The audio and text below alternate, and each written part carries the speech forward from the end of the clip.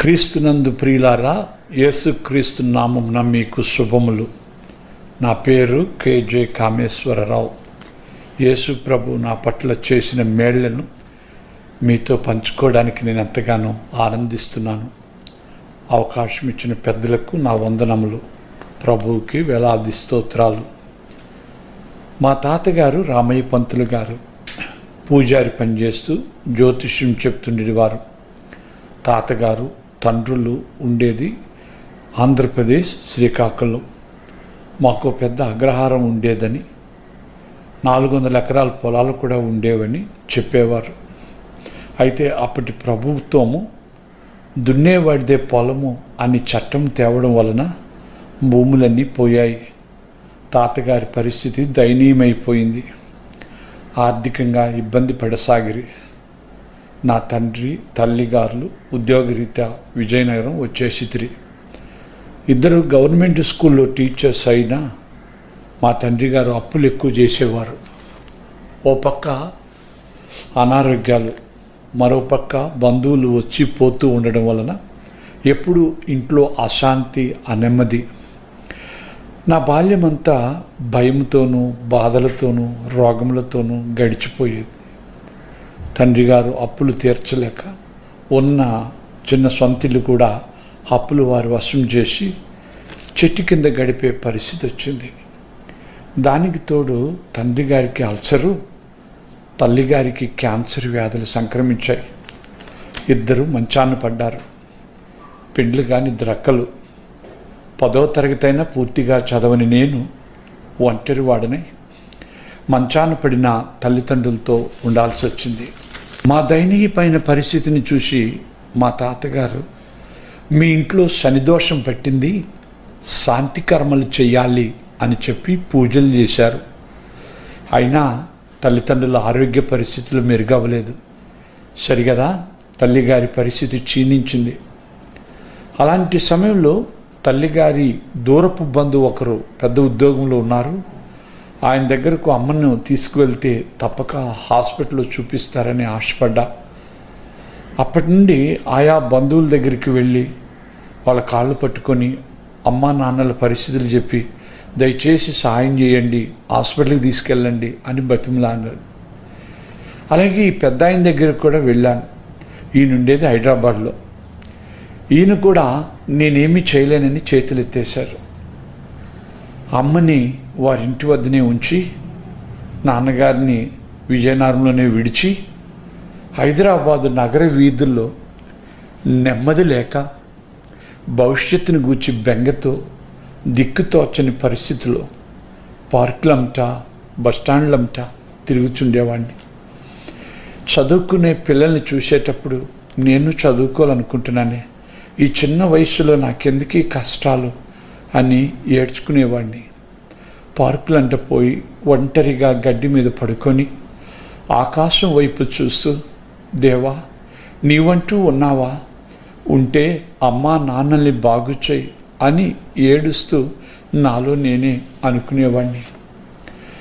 బ్రతుకు మీద విరక్తి, భవిష్యత్తును గూర్చిన బెంగ, బంధువుల మీద కోపము, సమీపాన్ని ఎక్కడ బాగుపడతానన్న ఆశ లేక హైదరాబాదులోనే ఉన్న హుస్సేన్ సాగర్లో చచ్చిపోవాలని గెంతేశాను. అలా గెంతేసేటప్పుడే వైట్ అండ్ వైట్ డ్రెస్ చేసిన ఒక మనిషి నన్ను గమనించి నీళ్ళల్లోకి ఆయన కూడా వెంటనే గెంతి నన్ను పట్టుకుని బయటకు లాగాడు. తమ్ముడు అని నన్ను సంబోధించి, యేసు నిన్ను ప్రేమించుచున్నాడు, నీ పరిస్థితులు మార్చగలడు, మరణం వలన నీ పరిస్థితులు మార్చుకోగలవా అని బైబిల్ను తెరచి మరి ఆ తడిచిన వస్త్రాలతోనే సువార్త చెప్పాడు. పాపం చనిపోవాలనుకున్న నాకు ఆయన మాటల్లో నమ్మిక పుట్టింది. ఎందుకో యేసుదేవుణ్ణి ప్రార్థించాలి అన్న ఆశ పుట్టింది. ఆ వ్యక్తి నా కోసం భారంతో, కన్నీటితో ప్రార్థించి మళ్ళీ నా వైపు తిరిగి, ఇలాంటి పని నువ్వు చేయనంటేనే నిన్ను విడిచి వెళ్తాను అని చెప్పి నా వద్ద మాట తీసుకొని నన్ను ఇంటికి వెళ్ళిపోమని చెప్పి ఆయన తన అడ్రస్ ఇచ్చి వెళ్ళిపోయాడు. ఆ రాత్రి ఇంటికి వెళ్ళా. మనసంతా భారంగా ఉంది. అమ్మగారుండే ఆ బంధువుల ఇంటికి వెళ్ళి ఆ ఒక గదిలో నాకు తెలియకుండా నేను మోకాళ్ళేసి యేసుదేవునికి ప్రార్థన మొదలుపెట్టా. ఇంకెందుకు ఆలస్యమని. యేసుదేవా, నీవు దేవుడు అంట, అమ్మా నాన్నల్ని బాగు చేయవా అని ఏడుస్తూ ప్రార్థిస్తున్నా. నా హృదయం భారమైపోయింది. అనేక విధములైనవి తప్పులుగా, పాపాలుగా మా పితరుల కాలం నుండి జరిగినవి కనబడుతూ ఉన్నాయి. వాటిని బట్టి నాకు తెలియకుండానే ఏడవడం, నేలపడి దొర్లి నేను పాపిని, నన్ను క్షమించు అని పశ్చాత్తాప హృదయంతో ప్రార్థించడం మొదలుపెట్టా. అలా ఆ రాత్రంతా బాధపడసాగితిని. అప్పుడు నా వయసు 13 సంవత్సరాలు. ఆ రాత్రంతా అలా ఏడుస్తూ ప్రార్థించుచుండగా సుమారు తెల్లవారుజామున 3 గంటల సమయంలో ఒక దర్శనంలా కనబడింది. అందులో యేసుక్రీస్తు తెల్లని వస్త్రములతో ఆకాశం నుండి దిగివస్తూ గొప్ప ప్రకాశమైన తేజస్తో నిండిన రూపంలో కనిపించగా ఆ గదంతా గొప్ప వెలుగుతో నిండిన ఆ దివ్య రూపంలో యేసు ఒక పసికందుని చేతిలో పట్టుకొని, నా కుమారుడా, ఇది మొదలుకొని నేను నీతో ఉన్నా, నీవు నా చేతిలో ఉన్నావు, భయపడకు, నేను నిన్ను ఆశీర్వదించదను అని చెప్పి అంతర్ధానమయ్యాడు.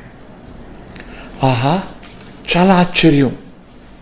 నేను ఎంతోమంది దేవుళ్ళను ప్రార్థించిన ఇలాంటి అనుభూతి ఎప్పుడూ కలగలేదు. నా కుమారుడా అని సంబోధిస్తున్నాడే, మాట్లాడుతున్నాడు కూడా అని నాకు చాలా ఆశ్చర్యం వేసింది.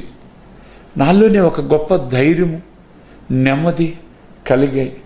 అలాగే పడుకుండిపోయాను. తెల్లవారుజామున లేచా. సిద్ధమైన ఆ అడ్రస్ పట్టుకొని ఆ వైట్ అండ్ వైట్లో నన్ను నీటి నుండి బయటికి లాగి నా బ్రదర్ దగ్గరికి వెళ్ళా. ఆ బ్రదరు మరి తన తోటి సహోదరులను, అక్కడుండే వారందరినీ పరిచయం చేయడం, ఒక గొప్ప దైవజనుడి దగ్గర నన్ను తీసుకెళ్ళారు. ఆయన చాలా పెద్ద ఆయనలా కనబడ్డాడు. ఆయన ముఖం గొప్ప వెలుతురుతో నింపబడ్డది. ఆయన ఇంగ్లీష్లో మాట్లాడడం మొదలుపెట్టాడు. ఈ పక్క నుండి బ్రదరు తర్జుమా చేస్తూ ఉన్నారు. దాదాపు 15 దినాలు రాత్రి పగళ్ళు ఆ పెద్ద ఆయన దగ్గర ఆ బ్రదర్స్తో ఉంటూ ప్రార్థన చేసుకుంటూ ప్రభుని మహింపరుస్తూ ఉన్నా. ఇంకా అనేకమైన సత్యాలు తెలుసుకున్నా. 16వ దినాన్న వారు వీధుల్లో సువార్త ప్రకటించడానికి వెళ్ళారు. వారితో పాటు నేను కూడా సువార్త ప్రకటించడానికి వెళ్ళా. మా బంధువులు ఉండే వీధిలోనికి వెళ్ళారు. నాకు అర్థమైంది, నా బంధువులు ఇక్కడ ఉన్నారు, నన్ను చూస్తే వదలరండి. వాళ్ళు చూసేశారు, నన్ను పిలిచారు. రే, నువ్వు క్రిస్తన మతంలో కలిసిపోయావు, నువ్వు మా ఇంట్లో వండుకెళ్ళిపో అని చెప్పి నా బ్యాగ్ బయటికి విసిరేశారు. పేషెంట్ అయిన తల్లి నన్ను చూసి, నాన్న పదరా, నేను కూడా వస్తా అని. ఏమ్మా, నేనే పార్కులోనో ఏ బస్ స్టాండ్లోనో ఉండగలను, కానీ నువ్వు పేషెంట్ కదమ్మా, నిన్ను ఎక్కడ పెట్టగలనన్నా. లేదు నాన్న, ఇంకో బంధువులు ఉన్నారు, వాళ్ళ ఇంటికి వెళ్దాంరా అన్నారు. ఆ బంధువుల ఇంటికి వెళ్ళాం. అక్కడ నేను బైబిల్ చదవడం, ప్రార్థన చేయడం, వచ్చి రాని పాట పాడుతూ ఉంటే వాళ్ళు కూడా తెలుసుకున్నారు నేను యేసుక్రీస్తుని నమ్ముకున్నానని. వెంటనే వాళ్ళు అన్నారు, రే, మాకిద్దరు ఆడపిల్లలు ఉన్నారు, వాళ్ళకి పెళ్ళిళ్ళు అవ్వాలరా, దయచేసి మీరు మా ఇల్లు వదిలి వెళ్ళిపోండి అని బయటికి పంపించేశారు. అమ్మ, పెళ్ళి కానీ అక్క, నేను ఆ రోడ్డు మీద నిలబడ్డా. నానేవారు ఎవ్వరూ లేరు. నేను ఏడవడం మొదలుపెట్టా. ప్రభా, నీ చేతిలో ఉన్నానన్నావు, ఇప్పుడు ఎక్కడికి వెళ్ళమంటావు అని ప్రార్థిస్తుంటుండగా ఆ వైట్ అండ్ వైట్లో నన్ను నీళ్ళలోంచి బయటికి లాగిన బ్రదర్ అక్కడికి కూడా వచ్చి, తమ్ముడు ఇక్కడున్నావా, నిన్ను వెతుకుతున్నాను రా అని చెప్పి నన్ను, అమ్మను, అక్కను తిరిగి వారితో పాటు ఆ పెద్ద మందిరానికి తీసుకెళ్లారు. అక్కడ ఒక వారం రోజులు ఉన్న తర్వాత తిరిగి మేము విజయనగరం బయలుదేరాం. విశాఖపట్నంలో దిగ్గాని తెలిసింది. చిన్నాన్నలు చెప్పారు, నాన్నగారిని స్థానికంగా ఉండే కింగ్ జార్జ్ హాస్పిటల్లో చేర్పించారని. అమ్మగారిని కూడా నేను అక్కడికే తీసుకెళ్ళా. అమ్మగారిని అక్కడికి తీసుకెళ్తే డాక్టర్ మళ్ళీ చెక్ చేసి, బాబు నువ్వు చిన్న అబ్బాయివి, పెద్దవాళ్ళు ఎవరు లేరా అని అడిగారు. ఎవరున్నారమ్మా నాకు పెద్దలు? చెప్పండి అమ్మా, నేనే ఉన్నా, చెప్పండి ఏం చేయమంటారన్నా. అమ్మకు ఆపరేషన్ చేయాలి, 3,000 రూపాయలు కావాలి, పట్టుకొస్తావా అన్నారు. ఇది 1981 సంవత్సరంలో జరిగిన సంఘటన. ఏం చేయాలో తెలియలే. 3,000 కాదు కదా, 3 రూపాయలు కూడా లేని భయంకరమైన దయనీయమైన పరిస్థితి. ఆ పరిస్థితిలో నేను ఏడుస్తూ యేసు ప్రభువుని అడిగా, ప్రభువా నేనున్నాను అన్నావు, నేను ఆశీర్వదిస్తానన్నావు, అమ్మ నాన్నలిద్దరికీ ఆపరేషన్లు చేయించవా అయ్యా, నువ్వు సాయం చేయవా అని నేను ప్రార్థిస్తుంటుండగా అమ్మగారితో పాటు పనిచేస్తున్న టీచర్లు అమ్మగారు హైదరాబాద్ నుండి వచ్చారని చూడడానికి వచ్చారు. ఏం బాబు ఏడుస్తున్నావు అని చెప్పితే, ఇట్లా ఆపరేషన్ చేయాలంట, 3,000 కావాలంటున్నారు. ఆ ముగ్గురు తలో 1,000 రూపాయలు నా చేతిలో పెట్టి, ముందు అమ్మకు ఆపరేషన్ చేయించు బాబు అన్నారు. నాకు అర్థం కాని పరిస్థితి అయిపోయింది. ప్రార్థిస్తే వెంటనే బదులు వస్తూ ఉందే. అక్కడ ప్రార్థిస్తే ఆ బ్రదర్ వచ్చి తీసుకెళ్లారు, ఎక్కడ ప్రార్థిస్తే 3,000 ఇచ్చినాడు దేవుడు. వెంటనే ఆ 3,000 పట్టుకెళ్ళి ఆ డాక్టర్కి ఇచ్చినప్పుడు అమ్మకు ఆపరేషన్ అయిపోయింది, నాన్నగారికి కూడా ఆపరేషన్ అయిపోయింది హాస్పిటల్లో. ప్రభువు కృపను బట్టి వారు డిశ్చార్జ్ అయి నడుచుకుంటూ వస్తూ ఉంటే నా హృదయంలో ఒక గొప్ప ఆనందం. ఏ తల్లిదండ్రులు బాగుపడాలని ఎంతోమంది కాళ్ళు పట్టుకుని బ్రతిమలాడానో, ఏ తల్లిదండ్రులు అయితే బాగుపడాలని ఎన్నో కోళ్ళకెళ్ళి మొక్కానో, ఏ తల్లిదండ్రులు అయితే ఇక బాగోరు అనుకొని చనిపోవాలనుకున్నానో, వారిద్దరూ నడిచొస్తూ ఉంటే యేసు ప్రభు ఇంత గొప్ప దేవుడా అని చెప్పి నేను దేవుణ్ణి స్తుతించా, నాట్యమాడాను కూడా. అక్కడుండే చిన్నాన్నలు అన్నారు, రై నువ్వు యేసుప్రభు నమ్ముకున్నావు, నువ్వు భిక్షమెత్తుకుంటావురా, ఎందుకు పనికి రాకుండా పోతావురా నువ్వు అన్నారు. చిన్నాన్నలకు చెప్పిన, నాయన అమ్మ బతుకు బాగుపడ్డారు, అదే చాలు నాకు, ఆ దేవుడు బాగు చేశాడు అని సంతోషపడ్డా. అప్పటి నుండి నా హృదయంలో యేసు మీద ప్రగాఢమైన కృతజ్ఞత. యేసు నువ్వే అమ్మా నాన్నని బాగు చేసావు, నీకు స్తోత్రాలు. ఆ తర్వాత 2 అక్కలకి పెళ్ళిళ్ళు అయినాయి. మంచి కుటుంబాలతో దేవుడు సంబంధాలు చూపించి పెళ్ళిళ్ళు చేశాడు, అందును బట్టి దేవుడికి స్తోత్రాలు. పెద్దక్కకి 7 సంవత్సరాలు బిడ్డలు లేరు. నేనన్నా, అమ్మా ఆ యేసుని ప్రార్థించగా అమ్మా నాన్నని బాగు చేశాడు కదమ్మా, మరి నువ్వు కూడా ప్రార్థన చేసుకోమ్మా, నీకు బిడ్డలను ఇస్తాడన్నా. రాత్రి పగళ్ళు ఆ మాటను నమ్మి యేసు నాకు బిడ్డనివా, యేసు నాకు బిడ్డనివా అని ప్రార్థన చేసిందామె. ఆమె ఎంతగా ప్రార్థన చేసిందంటే, నేను మధ్యాహ్నం కాలేజీకి వెళ్ళి వస్తున్నప్పుడు కూడా ఆమె మోకాళ్ళ మీద ఉండేది. రాత్రి 1 గంట అప్పుడు కూడా ఎగ్జామ్స్ అప్పుడు చదువుకున్నప్పుడు బయటకు వస్తే కూడా ఆ మోకాళ్ళ మీద ఉండి నాకు బిడ్డనివా అని ఏడ్చేది. అంతగా ఆమె ప్రాధేయపడగా దేవుడు ఆశ్చర్యరీతిగా 2 బిడ్డలను ఇచ్చాడు. పాపం వాళ్ళ కుటుంబంలో కూడా ఆర్థిక ఇబ్బందులు ఎక్కువగా ఉన్నాయి, సరి అయిన పని లేదు. అలాంటి పరిస్థితుల్లో ఒక కాన్వెంట్లో 100 రూపాయలు ఉద్యోగం కోసం అప్లికేషన్ పెట్టి ప్రార్థన చేయడం మొదలుపెట్టింది ఆమె. కానీ ఆ 100 రూపాయల ఉద్యోగం ఆమెకి రాకపోయేసరికి ఆమె చాలా నిరుత్సాహపడ్డది. తమ్ముడు నేను ఎంతో ప్రార్థించినా నాకు ఆ పని ఇవ్వలేదే, అందుకన్నా లేదమ్మా నువ్వు ఇంకా ప్రార్థన చేయి, దేవుడు ఏదో గొప్పది ఇవ్వబోతా ఉన్నాడేమో అని అన్నట్టుగానే వారం తిరక్కు ముందే గవర్నమెంట్ వారి దగ్గర నుండి నెలకు 1500 రూపాయల జీతంతో ఒక మంచి అపాయింట్మెంట్ ఆర్డర్ ఆ యేసు ప్రభు ఇచ్చాడు. ఇవన్నీ చూస్తుంటే నా హృదయంలో కృతజ్ఞత ఎక్కువైపోతాం. యేసు, నీ గురించి నేను ప్రకటించాలి, నీ గురించి నేను చాటాలి.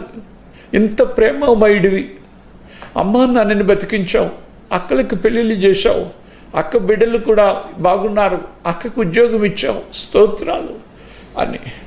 ప్రభా, ఎవరైనా అడిగితే కనీసం 10th క్లాస్ చదివానని చెప్పుకుంటా, 10th క్లాస్ క్వాలిఫికేషన్ నాకు ఇయ్యి అని ప్రభు దగ్గర అడిగా. ఆశ్చర్యరీతిగా ఆంధ్ర యూనివర్సిటీలో ఎంఏ చదివిస్తూ, సిరంపూర్ యూనివర్సిటీలో బీడీ ఎంటీహెచ్ డాక్టరేట్లు చేయడానికి దేవుడు నా పట్ల కృప చూపించాడు. ఆయన ప్రేమ ఎంత గొప్పదో, ఆయన కృప ఎంత గొప్పదో నాకు అర్థం కాలే. 1983 సంవత్సరంలో దేవుడు నన్ను పిలుచుకున్నాడు. అబ్రహాంతో మాట్లాడినట్టని ఆదికాండం 12వ అధ్యాయంలో చూపించి, నీ తండ్రి ఇంటిని నీ సుజనాంగాన్ని విడిచి నేను నీకు చూపించు దేశమునకు బయలుదేరము అని అబ్రహాంతో చెప్పినట్టు నాకు చెప్పినట్టు అనిపించింది. ఓహో, దేవుడు నన్ను తన సేవకి పిలుచుకుంటున్నాడు. దీని అర్థం బట్టి నాకు భలే సంతోషమైంది. ప్రభా, ఊరూరు వెళ్ళి నీ గురించి చెప్తానయ్యా, నువ్వు చాలా మంచి దేవుడు అయ్యా, అమ్మా నాన్నని బాగు చేసావయ్యా, అక్కల పరిస్థితులు మెరుగుపరిచావయ్యా, కనుక నేను ఊరూరు వెళ్ళి చెప్తా అని చాలా సంతోషపడ్డా. 83లో నేను సేవ నిమిత్తమై బయలుదేరుతూ ఉంటే నా తండ్రి గారు అన్నారు, రేయ్, నువ్వు బైబిల్ పట్టుకుని ఎక్కడైనా తిరుగు, కానీ చదువు మానేసి తిరగబాక, నువ్వు చదువుకో, నువ్వు మంచి ఉద్యోగం సంపాదించుకో, నువ్వు జీవితంలో స్థిరపడన్నారు అని చెప్పి ఆరంభంలో చాలా ఇబ్బందులు పెట్టారు. అయినా కూడా నేను రోడ్లంటా, బస్ స్టాండ్లంటా, పార్కులంటా తిరిగిన నా పరిస్థితిని మర్చిపోక ఆయన పట్ల నేను కృతజ్ఞత కలిగి అదే బస్ స్టాండ్లు, రోడ్ల మీద, బండ్లు వెనకాల, లారీల వెనకాల, బస్సుల వెనకాల పరిగెట్టి యేసే దేవుడు, యేసే దేవుడు అని ప్రకటించడం మొదలుపెట్టా. ఆ విధంగా ప్రభు ప్రేమను ప్రకటించడానికి నాకెంతో ఆనందం అనిపించింది, నాకెంతో కృతజ్ఞత. అంత గొప్ప దేవుడు, నేను ఎంత చెప్పినా ఆయన నేను రుణం తీర్చుకోలేనే, నా కళ్ళెదిటే నా తల్లిదండ్రులు బాగు చేసి నిలబెట్టాడే అన్న కృతజ్ఞత. ఆ విధంగా తిరుగుతుంటుండగా ప్రభువారి అత్యంత కృపను బట్టి సంపూర్ణంగా సేవకు వచ్చేస్తున్నప్పుడు నా తండ్రి గారు అన్నారు, ఇదిగో నువ్వు బైబిల్ పట్టుకుని బయటికి వెళ్తున్నావు, ఇప్పుడు సంపూర్ణంగా వెళ్ళిపోతాను అంటున్నావు, కనుక నువ్వు మరి రాబాక, నీకు నాకు మరి సంబంధం లేదు అని ఆయన తలుపు మూసేశారు. అది మొదలు నా బ్రతుకులో నాకు భవిష్యత్తులో పరిపూర్ణంగా ప్రభు మీద ఆనుకోవడం నేర్చుకున్నా. భారంతో ప్రభు దగ్గర ప్రార్థన చేసిన, ఇదిగో సంపూర్ణంగా నీకు సమర్పించుకుంటున్నా, నన్ను ఏం చేయమంటావు అని అడిగిన. దానికి ముందు ఒక అనుభవం మీకు చెప్పాలి ప్రియులారా. నేను ప్రభుత్వం చేసుకున్న ఒక నిబంధన, నేను ఆ తెల్లవారుజామున దర్శనం పొందుకున్న తర్వాత ఆ మరుసటి తెల్లవారుజామున నేను ఆ బ్రదర్ గారి దగ్గరికి వెళ్ళినప్పుడు ఫస్ట్ దేవుని మందిరంలో ఆరాధనలో నేను పాల్గొన్నప్పుడు అందరి ముఖాలలో ప్రకాశమైన వెలుగు, అందరిలో ఆనందం కనబడతా ఉంది. అందరిలో ఆ వెలుతురు కనబడుతున్నప్పుడు, ఆనందం కనబడినప్పుడు ప్రభువుని అడిగా, ప్రభా, చిన్నప్పటి నుండి నేను బాధలు పడుతున్నా, చిన్నప్పటి నుండి నా బతుకులో ఈ ఏడిపే, ఇప్పుడైనా నాకు నెమ్మది ఇవ్వా, ఆ ఆనందం నాకు సొంతం చేయవా, నాకు ఇవ్వా అని చెప్పి నేను ప్రభు దగ్గర అడిగినప్పుడు ప్రభు నాకు చెప్పాడు, నా కుమారుడా, నీకు ఆ ఆనందం, ఆ నెమ్మది నేను సొంతం చేస్తున్నా. అయితే ఈ రోజు నుండి నువ్వు నేను చెప్పినట్టు వింటావా, నేను వెళ్ళమని దగ్గరికి వెళ్తావా, నా ప్రజలతో నువ్వు ఉంటావా అని చెప్పి ప్రభువు చెప్పాడు. అప్పుడే నేను ఆ తీర్మానం చేసుకున్నాను, ఆయనతో ఉండాలి, ఆయన వెళ్ళమని దగ్గరికి వెళ్ళాలి, ఆయన చెప్పింది చేయాలని. ఆ స్వరం వింటూనే ఉన్నా. ఆ ప్రాతకాలం మందు 3 గంటల సమయంలో దర్శనంలో కనబడిన ఆ యేసు స్వరం అటాగ నా వెనువెంట వస్తూనే ఉంది. ఆ స్వరం నేటికి ఆ స్వరం వింటున్నానంటే నేను సంతోషపడుతున్నా. ఆయనకి నేను స్తోత్రాలు చెల్లిస్తున్నాను. ఆ రోజు మరి నా తండ్రి గారు తలుపు మూయడంతో నేను బయటకు వచ్చిన నేటి వరకు ఆ కన్న తండ్రి ఎట్టాగున్నావు, బాగున్నావా, బతుకున్నావా అని ప్రశ్నించే దాఖలాలు లేకపోయినప్పటికీ, తోబుట్టిన వాళ్ళు దూరమైనప్పటికీ కరుణామయుడైన పరమ తండ్రి నన్ను ప్రేమిస్తూ కృప చూపిస్తూ ఉన్నాడు. 95వ సంవత్సరంలో చెన్నై పట్టణంలో మరి హైకోర్టులో లాయర్గా ప్రాక్టీస్ చేస్తున్న ఒక యవనస్తురాలతో నాకు వివాహం జరిగింది. 96లో ఒక కుమారుని ఇచ్చాడు. 98లో ఒక కుమార్తెను ప్రభు ఇచ్చాడు. ప్రభువారి ఆశ్చర్యమైన కృపను బట్టి నా కృతజ్ఞత. ఒకప్పుడు నెమ్మది లేక రోడ్ల మీద తిరుగుతున్న నాకు ఏమేమో ఆయనే ఇస్తున్నాడు. నీకు భార్యని ఇస్తా, నీకు బిడ్డల్ని ఇస్తా, నీకు కుటుంబం ఇస్తా, నీకు ఇల్లు వాకిలు ఇస్తా, నీకు సమస్తం ఇస్తా అని ఆయనే ఏమేమో ఇస్తూ ఉన్నాడు. అయితే నా మనసు నిండా కృతజ్ఞత. ఏ విధంగా అయినా ఆయన ప్రేమని చెప్పాలి. నాలాగే ఎంతమంది అయితే నెమ్మది లేక, నాలాగే ఎంతమందో పాపం ఆ వెలుగుని చూడలేక బ్రతుకులో కృంగిపోయి కుమిలిపోతున్న వారికి యేసుని పరిచయం చేయాలని ఆశ. చాలా సంవత్సరాలు ఫీబర్ రేడియో ద్వారా ప్రసంగాలు చేసి, చాలా సంవత్సరాలు మరి టీవీల ద్వారా కూడా కొనసాగుతూ యేసే దేవుడని ప్రకటించడానికి నేను ముందుకు సాగిపోతూ ఉన్నా. దేశమంతా, భారతదేశం అంతా ప్రభు తీసుకెళ్ళాడు. అలాగే పై దేశాలు, ఇరాక్ వెళ్ళా, కువైట్ వెళ్ళా, ఇశ్రాయేల్ దేశాలకు వెళ్ళా. యేసు ప్రభు దేవుడిని ప్రకటించి దేవుని మహిమపరచడానికి నాకెంతో ఆనందం. అందులోనే నేను ఆనందం, అందులోనే సంతోషం, నా కృతజ్ఞత. ఆయనే నా కుమారుడానికి ఇది ఇస్తా, నా కుమారుడానికి ఇది ఇస్తా అని ఒక్కొక్కటిగా దేవుడే నా మీద ప్రేమ చూపిస్తూ ఆయన చేస్తున్న కార్యాలు ఎంతో గొప్పవి. ప్రభు కృపను బట్టి చెన్నైలో తెలుగు బాప్టిస్ట్ సంఘానికి కాపురిగా ప్రభు నన్ను ఉండమని చెప్పాడని 30 మందితో ఉండే ఆ సంఘమును ప్రభువా నాకు అప్పగించినప్పుడు నేను ప్రభు దగ్గర అడిగా, పెద్ద సంఘాలు పిలుస్తున్నాయి ప్రభా, వాడి దగ్గరికి వెళ్ళి నేను కాపురిగా ఉంటానంటే, లేదు నా కుమారుడా, పిలుచుకున్న నేను నమ్మదగిన వాడిని కనుక ఈ సంఘానికి కాపురిగా ఉండన్నాడు. నిజంగా ఈరోజు సుమారు 1000 మంది ఆ సంఘానికి రావడం, మరి అనేక మంది దేవుని బిడ్డలుగా మారి దేవుని మీద ఆనుకొని ఆధారపడి మరి వారంతా కూడా మరి ఆ యొక్క పరిచర్యలో కొనసాగడం, పల్లెటూర్లకు వెళ్ళి గ్రామాలకు వెళ్ళి సువార్త నాతో పాటు ప్రకటించడం నాకెంతో సంతోషాన్ని ఇస్తుంది. అట్టాగా ఈ చెన్నై పట్టణంలోనే ప్రభువారి అత్యంత కృపను బట్టి 6 స్థలాల్లో పరిచర్యలు మొదలుపెట్టి మరి సంఘాలు స్థాపించడానికి ప్రభు సహాయం చేశాడు. ఆయన చేస్తున్న మేళ్ళు ఎంతో గొప్పవి. ఆయన కృప నా పట్ల చాలా అమోఘమైనది. నశించిపోతున్న, నెమ్మది లేక, అయ్యో నిరీక్షణ లేక, అయ్యో కృంగిపోయి కుమిలిపోతున్న నన్ను దేశ విదేశాల్లో వాడుకుంటూ ఆయనకు సాక్షిగా నిలబెట్టుకుంటూ ఈరోజు నా భార్యని సేవకు సమర్పించుకొని, నా కుమారుని సేవకు సమర్పించుకొని, మా ఇంటిలో పాది కూడా దేవుని సేవ చేస్తూ నేను నా ఇంటి వారు యెహోవానే సేవించదు అన్నట్టుగా ప్రభు కృప చూపిస్తున్న విధానాన్ని బట్టి ఆయన నేను ఎంతగానో గణపరుస్తూ ఉన్నా. అలాగే నా కుమార్తె అత్యంత ప్రభు యొక్క కృపను బట్టి డెంటల్ డాక్టర్గా ఆమె కోర్సు ముగించి ప్రాక్టీస్ చేస్తూ ఉంది. నా కుమారుడు లండన్ యూనివర్సిటీలో డిప్లొమా చేసి ఆయన అండర్ గ్రాడ్యుయేట్ కోర్సు ముగించి మరి పై చదువులకి నా కుమారుడు కూడా సిద్ధపడుతూ ఉన్నాడు. ఆయన చేస్తున్న కార్యాలు అమోఘం, ఆయన చూపిస్తున్న కృప అమోఘం. ప్రియ దేవుని జనాంగమా, ఒకవేళ నీ ఇంట్లో, నీ కుటుంబంలో, నీ మనస్సులో కృంగిపోయి నాలాగా కుమిలిపోతున్నావా, యేసు అని నువ్వు ప్రార్థన చేయి. ప్రభు తప్పకుండా మీ కుటుంబాల్లో నెమ్మదిస్తాడు. నేను నేర్చుకున్న విషయాలు, నాకు నేర్పిన విషయాలు ఏంటంటే, ప్రియులారా, అవును, అబద్ధం ఆడద్దు, ఆశించద్దు, అడగొద్దు. ఇవన్నీ కూడా భక్తి సింగయ్య గారని వారి దగ్గర నేను నేర్చుకున్నాను. ఆ పెద్ద ఆయన ఇంగ్లీష్లో మొట్టమొదట పరిచయం చేసినప్పుడు ఆ పెద్ద ఆయన ఎవరో కాదని, ఆయన గొప్ప దైవజనులు భక్తి సింగ్ గారని ఆయన పాదాల దగ్గర ఇవన్నీ నేర్చుకున్నా. అబద్ధం ఆడద్దు, ఆశించద్దు, అడగద్దు, అన్నీ ఆయన మీద ఆనుకో అని చెప్పినప్పుడు ఆనుకొని బతకడం నేర్చుకున్నా. ఆనుకోగా అన్నింట్లో కూడా ఆయనే నడిపిస్తున్నాడు. అన్నిట్లో ఆయన కృప చూపిస్తున్నాడు. మనసంతా ఆయనే, మనసంతా ఆయన పట్ల కృతజ్ఞతే. ఇంకా ఏం చేయాలి, ఎంత చేయాలన్న ఆశ. ఎంత చేసినా ఆయన రుణం నేను తీర్చుకోలేను. నాకు ఇచ్చిన ఈ గొప్ప ఆనందం, అయితే ఇలాగ ప్రకటిస్తూ ఉంటుండగా ప్రభువు నాకు కొన్ని విషయాలు నేర్పాడు. నాయనా, నువ్వు నెహమ్యాలాగా మందిరాలు కట్టాలి, యోహాన్ లాగా ఏలియాలాగా అనేకులు నా తట్టు తిప్పాలి అని నెహమ్యా జాన్ అని నాకు ప్రభు ఇచ్చిన పేరు. అప్పుడు ఆ పేరులో జాన్ అన్నది నా పేరులో ఉంది, అందుకు సంతోషపడ్డాను నేను.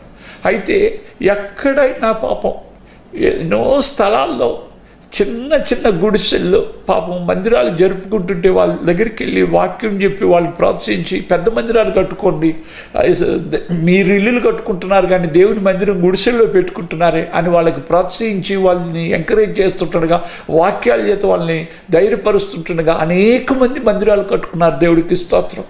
అలాగే అనేక మందిని దేవుడి తట్టు తిప్పుతూ ఉంటుండగా మరి చర్చ్ ప్లాంటింగ్ లాగా అక్కడక్కడ మందిరాలు ఆరంభించడానికి వార్త ప్రకటిస్తూ చిన్న దైవ సేవకులు సంఘాలు స్థాపించమని ప్రోత్సహించి వాళ్ళని ఎంకరేజ్ చేసి వాళ్ళ ద్వారా మరి కొన్ని చర్చెస్ ప్లాంట్ చేయడానికి కూడా ప్రభు నన్ను వాడుకుంటున్నాడు. సుమారు 1000 మందిరాలు కట్టగలిగినానని చెప్పడానికి సంతోషపడుతున్నా. చాలా వందల సంఘాలు ప్లాంట్ చేయడానికి ప్రభు వాడుకున్నాడని చెప్పడానికి సంతోషపడుతున్నా. దేశ విదేశాల్లో వాడుకుంటూ ఆయన సేవలోనే అహోరాత్రులు నాకు వచ్చిన ఆదాయం అంతా కూడా పౌలు ఎలాగైతే ఆత్మల కొరకు ఖర్చు పెడుతున్నాడో అట్టాగే అన్నీ కూడా టీవీ ప్రోగ్రాంలు కానీ మందిరాలు కట్టడానికని సంఘాలు కానీ నేను ఖర్చు చేస్తూ అందులోనే ఎంత చేసినా ఆయన రుణం తీర్చుకోలేను. నా భార్యను నా కుమారుని కూడా ఆయన సేవకి సమర్పించిన. దయచేసి మా పరిచర్య గురించి ప్రార్థన చేయండి. ఇంకా ఎక్కువగా నేను నా కుటుంబం ఆయన రాకడ వరకు నమ్మకంగా ఉండి అనేక ఆత్మల్ని ఆయన తట్టు తిప్పడానికి మమ్మల్ని వాడుకునేలాగున మీ ప్రార్థనలు జ్ఞాపకం చేసుకోండి. ప్రియ దేవుని జనాంగమా, ప్రభువారి కృపను బట్టి సువార్త టీవీల ద్వారా వినిపింపజేయడానికి కల్వరి టీవీలో ప్రతి సోమ మంగళ బుధ మధ్యాహ్నం 3:30 గంటలకి, శుభవార్త టీవీలో ప్రతి గురు శుక్రవారం సాయంత్రం 4:30 గంటలకి, ప్రతి శనివారం సాయంత్రం 3:30 గంటలకి నిరీక్షణ టీవీలో కూడా మా వర్తమానాలు మీరు వినవచ్చు. ఈ టీవీ పరిచర్య గురించి కూడా మీ ప్రార్థనలో జ్ఞాపకం చేసుకోండి. ప్రార్థన. మా నమ్మకమైన మా ప్రభువా, కృపగలిగిన మా తండ్రి, ప్రభు కన్న తల్లిదండ్రులకు లేదయ్యా ఈ ప్రేమ, తోడబుట్టినోళ్ళకి లేదయ్యా ఈ ప్రేమ. ప్రభు ఇప్పుడు అర్థమైంది, ఆ ఒంటరిగా నీ చేతిలో ఉన్న బిడ్డ నేనే అని. ఇన్ని సంవత్సరాలు, దాదాపు ప్రభా 1980వ సంవత్సరం నుండి 2020వ సంవత్సరం, ఈ 40 సంవత్సరాలు కంటి రెప్పలా నన్ను కాపాడావు. అమ్మవై నాన్నవై ఆదుకున్నావు, ఆశీర్వదించావు, నీ మేళ్లతో నింపావు, నువ్వు కృప చూపించావు, నువ్వు కనికరిస్తూ వచ్చావు. అందును బట్టి నీకు వేలాది స్తోత్రాలు, వందనాలు ప్రభా.